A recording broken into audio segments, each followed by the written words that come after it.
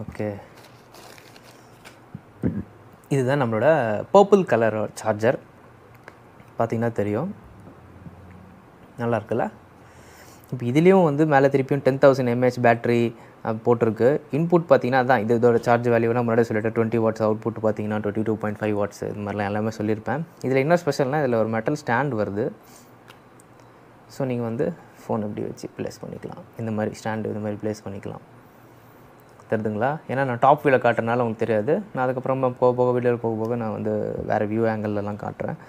சரிங்களா? இது வந்து அப்படியே ப்ளேஸ் ஆகிடும்.